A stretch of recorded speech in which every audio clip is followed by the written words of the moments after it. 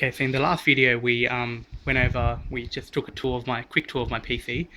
Now I'm using the Thermaltake Commander MS2 or MS3.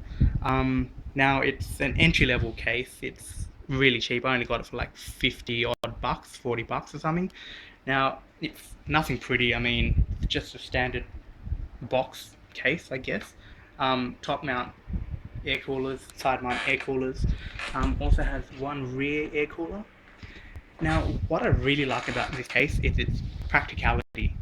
I mean, it's affordable. It looks good. Looks good to me, and it's.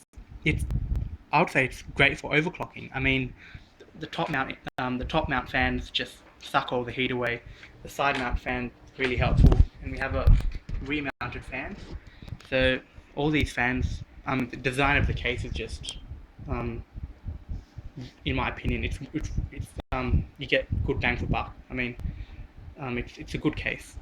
Um, just take a look inside again. Yeah, it's a bit messy, but I'll clean that up later. And yeah, that's it.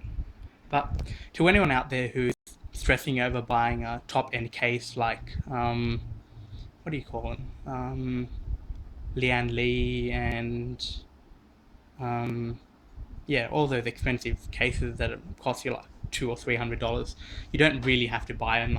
As you can see, I'm overclocking my PC quite a fair bit to 4.5 gigahertz.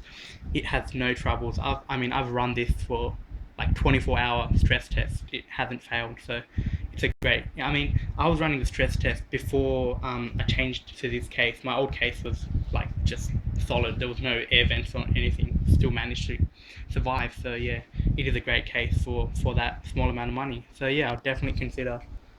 Definitely recommend you to check it out if you want. All right, thanks for watching. Yeah.